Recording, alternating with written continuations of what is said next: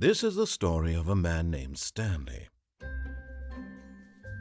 Stanley worked for a company in a big building where he was employee number 427. Employee number 427's job was simple.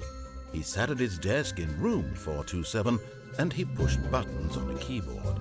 Orders came to him through a monitor on his desk, telling him what buttons to push, how long to push them, and in what order. This is what employee 427 did every day of every month of every year. And although others might have considered it soul-rending, Stanley relished every moment that the orders came in, as though he had been made exactly for this job. And Stanley was happy. And then one day, something very peculiar happened. Something that would forever change Stanley. Something he would never quite forget. All of his co-workers were gone. What could it mean? Stanley decided to go to the meeting room. Perhaps he had simply missed a memo.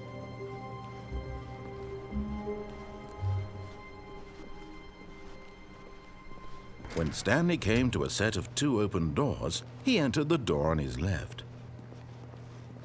This was not the correct way to the meeting room, and Stanley knew it perfectly well. Perhaps he wanted to stop by the employee lounge first, just to admire it. Ah, yes, truly a room worth admiring. But eager to get back to business, Stanley took the first open door on his left. Stanley was so bad at following directions, it's incredible he wasn't fired years ago. Look, Stanley, I think perhaps we've gotten off on the wrong foot here. I'm not your enemy, really, I'm not. I realize that investing your trust in someone else can be difficult, but the fact is that the story has been about nothing but you all this time. There's someone you've been neglecting, Stanley. Someone you've forgotten about. What? Really? I was in the middle of something. Do you have zero consideration for others? Are you that convinced that I want something bad to happen to you? Why, I don't know how to convince you of this, but I really do want to help you, to show you something beautiful. Look, let me prove it. Let me prove that I'm on your side. Give me a chance. Now listen carefully, this is important. Stanley walked through the red door. Aha, perhaps you misunderstood. Stanley walked through the red door.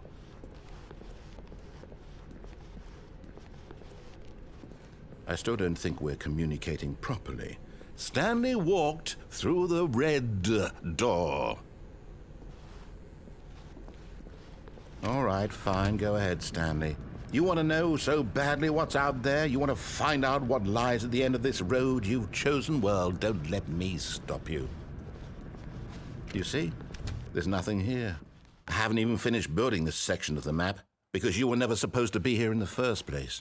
Broken rooms, exposed developer textures. Is this what you had wanted? Was it worth ruining the entire story I had written out specifically for you? Do you not think I put a lot of time into that? Because I did. And in the end, it was all for nothing. Because this is what you wanted to see. Help me here, Stanley. Help elucidate these strange and unknowable desires of yours. What would have made this game better? What did you want to see? Vehicles? Skill trees? Work with me. You've given me absolutely nothing so far. Tell you what, let me take a stab in the dark at a new design and you can give me some feedback.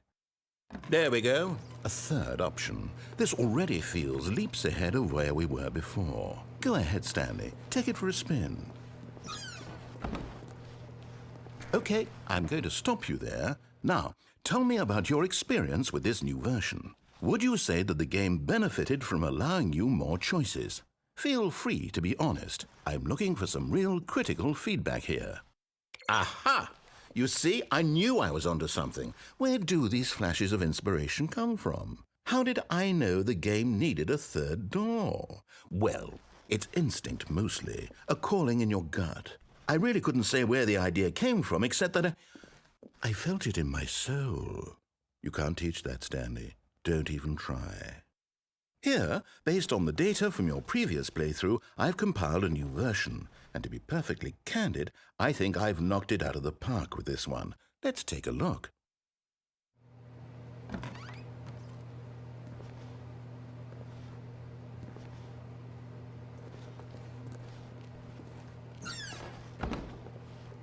Now, would you say that competitive leaderboard helped you feel motivated to keep walking through doors? Again, honest answers, please. Hey, I nearly forgot. I've got a prototype of a new game I've been working on, and now would be a lovely opportunity to give it some playtesting. You wouldn't mind taking a look at it, would you? Perfect. Let me boot it up. In this game, the baby crawls left towards danger. You click the button to move him back to the right, and if he reaches the fire, you fail. It's a very meaningful game, all about the desperation and tedium of endlessly confronting the demands of family life. I think the art world will really take notice. But of course, the message of the game only becomes clear once you've been playing it for about 4 hours. So why don't you give it 4 hours of play to make sure it's effective? Be sure to keep notes on your experience.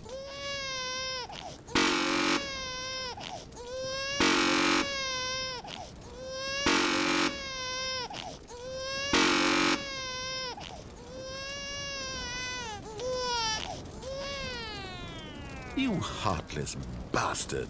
Did you do it because you hate babies or purely to spite me? Because if it's the latter, well, I don't know what to do. I'm completely out of ideas. I can't think of a single thing that might improve the experience for me. I'm not even going to try. I'm out, I'm done. It's over. Thank you for playing. Your input was extremely valuable. Oh, hey, since my game was so awful, why don't we play someone else's game, just to ease the pain? Let's see. What do we have here? Yes, this seems like it'll work. Let's give it a shot. Well, Stanley, is this any better? At last, the one thing you've always desired. A game I had absolutely nothing to do with. But is it enough? Tell me that, Stanley. Will it ever be enough? Well, I'll say this. I'm done making things for you. From now on, I will only create to fulfill a greater artistic purpose. Watch this, Stanley. I'm going to build a house.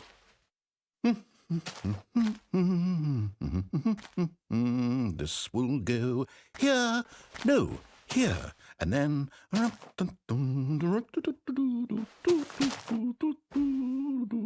Let's see, what does it need? Yes, of course, and just to finish it all off, yes, it's complete. I made this, Stanley. Look at it. Gaze upon my work of art and feel ashamed at your own inadequacy. But you've only seen it from the outside. You've only gotten half the experience. Please, step inside and make yourself comfortable. Isn't it grand? Isn't it perfect? It could only be better if... Wait, that's it. We must rebuild it out of diamond. Diamond everything. Yes. Come along, Stanley. We have to go mining.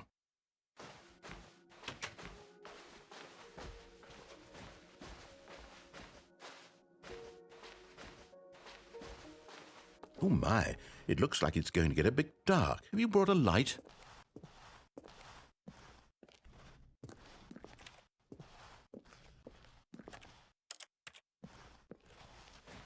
Oh, no. This is far more open-ended than I had in mind. I'm looking for something more narrow and linear.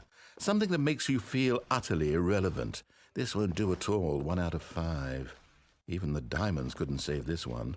Okay, new game.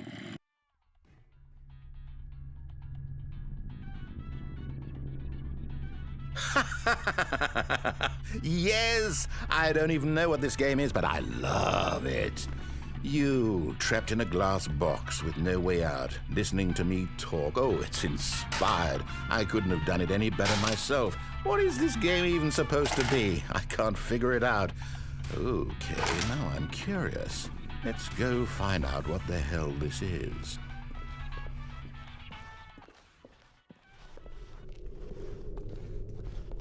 Oh, it's a puzzle. Critical thinking, Stanley. Your forte. Genius. No, actually, you know what? I think that's plenty. I really don't care much to see you stumble through any more of these games, and I highly doubt you're any wiser for the experience. Which is why, rather than continue to waste my time, I'm just going to leave you here. You can pretend you've beaten the game if it makes it any richer for you, but as for me, I've had enough. So, why don't you get cozy in this room, and if you have any grand revolutionary ideas for the perfect video game, you can just sit there and let it ball up inside you for all eternity. I don't need your advice. I don't need your ratings. And I certainly don't need the validation of a man whose job is to push buttons. I think I'll just go about my business, making meaningful cultural contributions to the world. And perhaps every now and then I'll think back.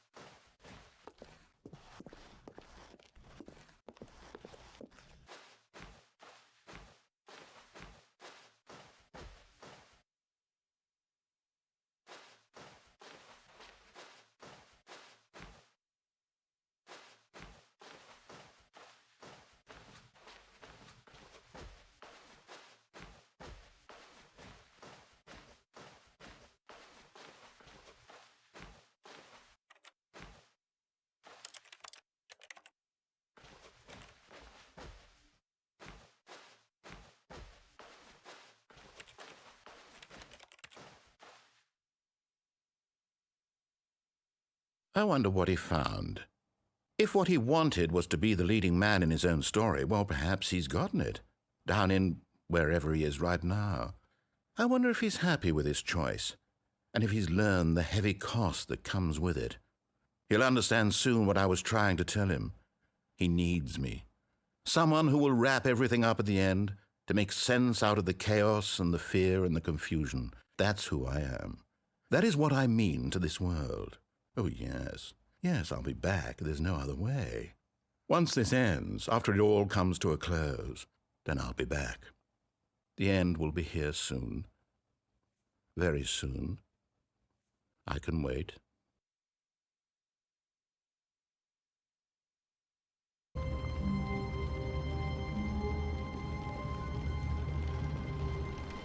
All of his co-workers were gone. What could it mean? Stanley decided to go to the meeting room. Perhaps he had simply missed a memo.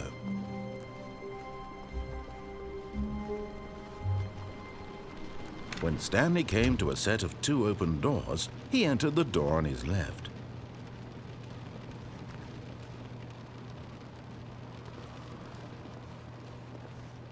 This was not the correct way to the meeting room, and Stanley knew it perfectly well. Perhaps he wanted to stop by the employee lounge first, just to admire it. Wow, yes, this room. But eager to get back to business, Stanley took the first open door on his left. And so he detoured through the maintenance section, walked straight ahead to the opposite door, and got back on track.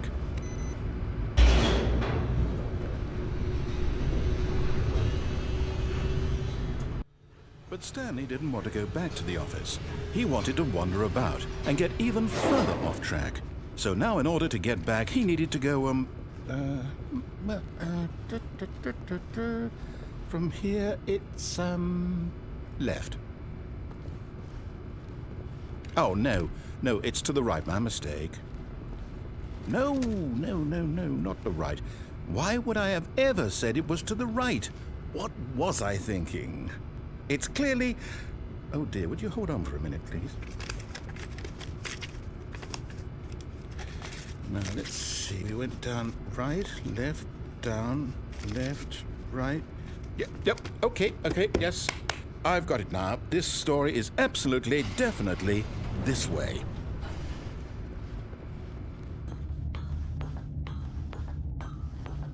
No, no, no, no, no, no, no, no, no. This isn't right at all. You're not supposed to be here yet. This is all a spoiler. Quick, Stanley, close your eyes. Okay. We just have to get back to, oh, who am I kidding? It's all rubbish now.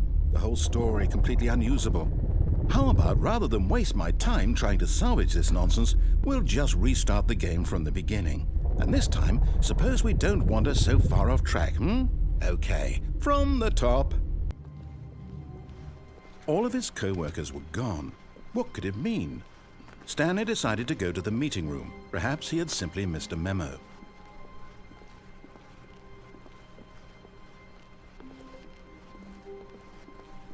When Stanley... Wait, what?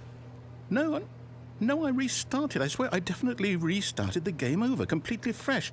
Everything should be... Oh, did something change? Stanley, did you change anything when we were back in that room with all the monitors? Did you move the story somewhere or... Hold on. Why am I asking you? I'm the one who wrote the story. It was right here just a minute ago. I know for sure that it's here somewhere. Okay, then. It's an adventure. Come, Stanley. Let's find the story.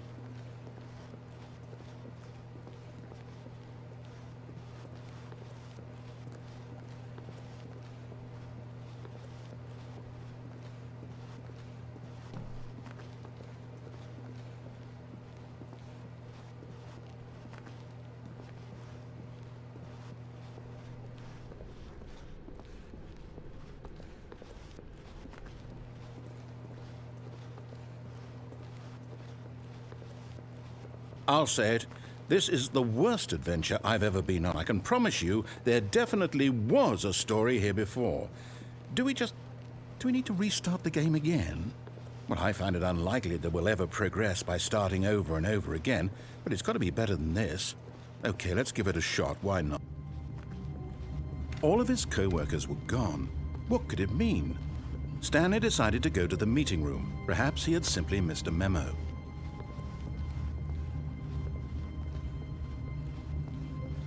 Okay, yep, it's worse.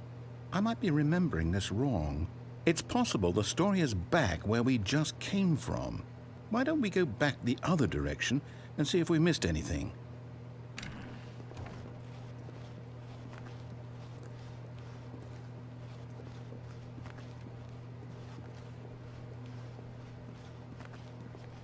Aha!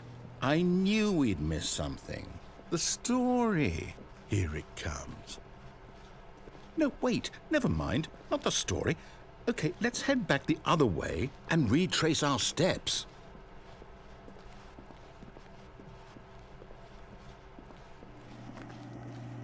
Now this... Well, I'll be honest, I don't recognize this place at all. Is this the story? I don't think so. I can't quite recall, but I believe my story took place in an office building. Is that correct? Do you remember, Stanley? Well, do you know what? Since I've completely forgotten what we were supposed to be doing, how about this? You win! Congratulations! I know you put in a lot of hard work, and it really paid off, so good job. Oh, no. No, I don't feel right about this at all. We both know you didn't put in any actual work for that win. Some people win fair and square, and this was not one of those situations. Okay, I'm getting weirded out by whatever this place is. I don't care what might happen this time, I have to restart. All right, I've got a solution. This time, to make sure we don't get lost, I've employed the help of the Stanley Parable Adventure Line. Just follow the line. How simple is that?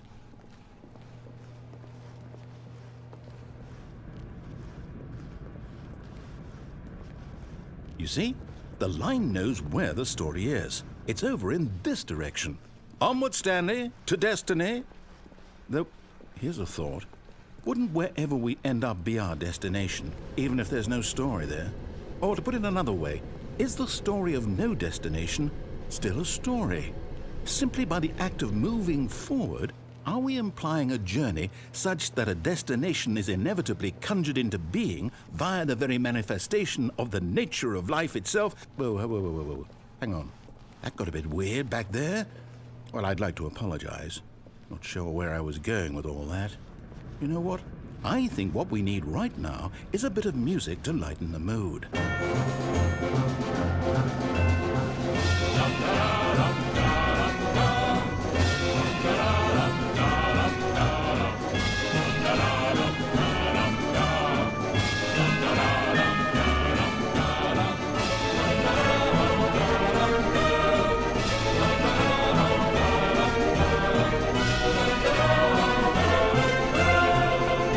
Cut the music, go back and look at that fern. Stanley, this fern will be very important later in the story. Make sure you study it closely and remember it carefully. You won't want to miss anything. Wait, what? We're back at the office? No. Line, you do know we're looking for the Stanley Parable, right? The story? Is any of this ringing a bell? Oh, no, not again. Line, how could you have done this to us? And after we trusted you, after everything we've been through, you... Oh, I can't take this anymore. To hell with it. Restart. All of his co-workers were gone. What could it mean? Stanley decided to go to the meeting room. Perhaps he had simply missed a memo.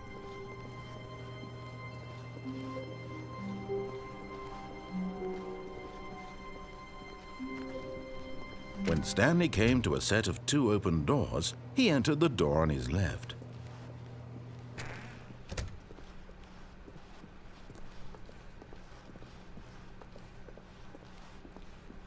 Yet there was not a single person here either. Feeling a wave of disbelief, Stanley decided to go up to his boss's office, hoping he might find an answer there. Coming to a staircase, Stanley walked upstairs to his boss's office.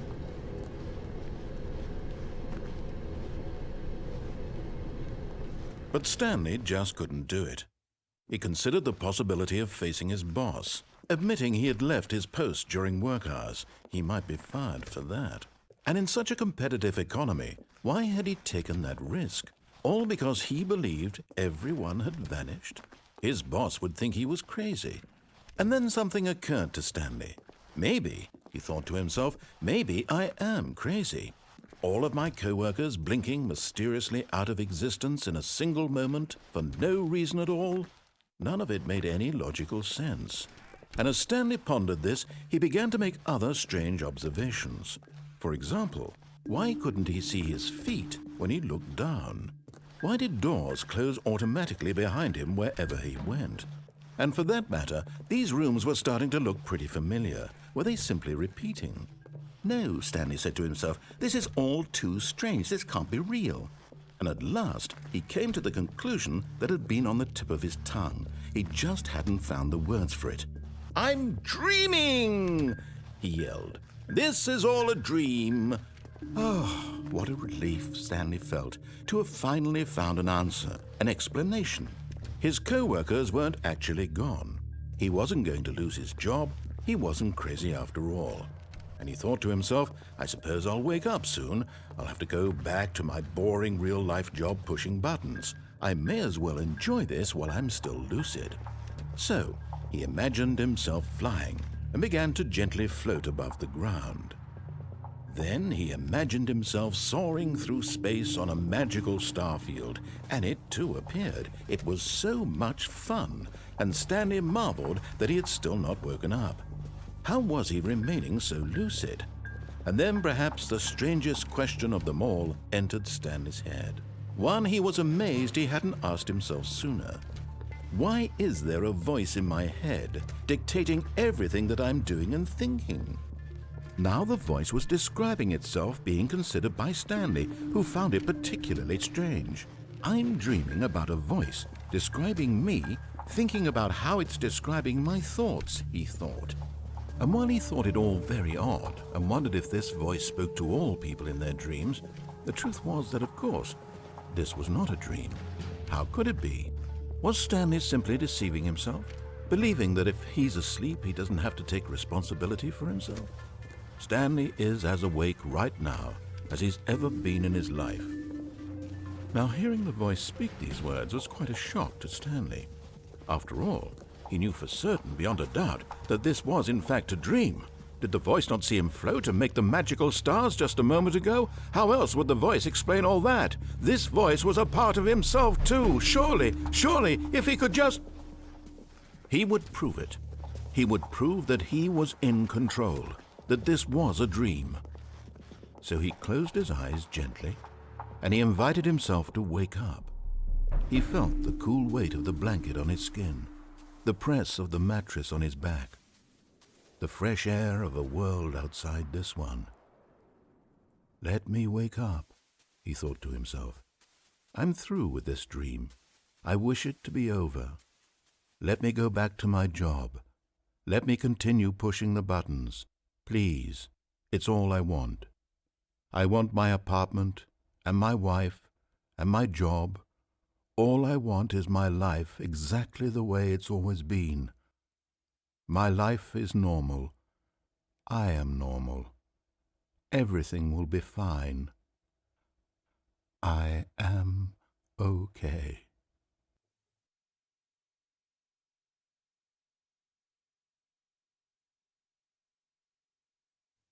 Stanley began screaming. Please, someone, wake me up. My name is Stanley. I have a boss. I have an office. I am real. Please, just someone tell me I am real. I must be real. I must be. Can anyone hear my voice? Who am I? Who am I? And everything went black.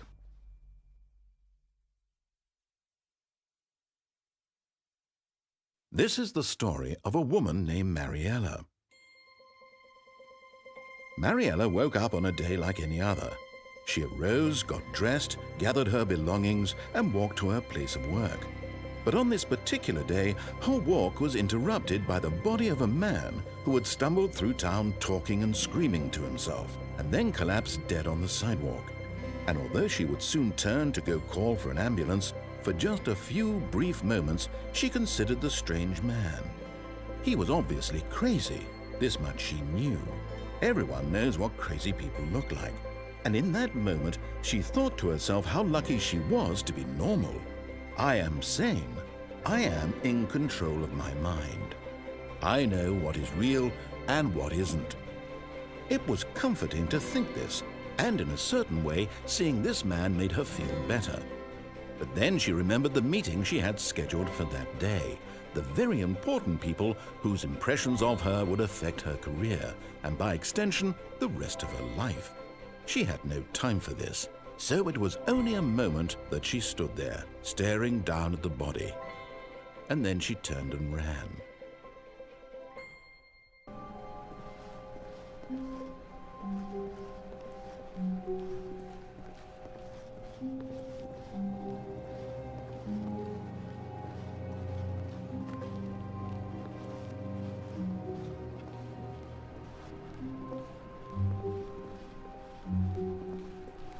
When Stanley came to a set of 2 open doors, he entered the door on his left. This was not the correct way to the meeting room, and Stanley knew it perfectly well. Perhaps he wanted to stop by the employee lounge first, just to admire it. Ah, yes, truly a room worth admiring. It had really been worth the detour after all, just to spend a few moments here in this immaculate, beautifully constructed room. But eager to get back to business, Stanley took the first open door on his left. Stanley was so bad at following directions, it's incredible he wasn't fired years ago. Look, Stanley, I think perhaps we've gotten off on the wrong foot here. I'm not your enemy, really, I'm not. I realize that investing your trust in someone else can be difficult, but the fact is that the story has been about nothing but you all this time. But in his eagerness to prove that he is in control of the story and no one gets to tell him what to do, Stanley leapt from the platform and plunged to his death. Good job, Stanley. Everyone thinks you are very powerful.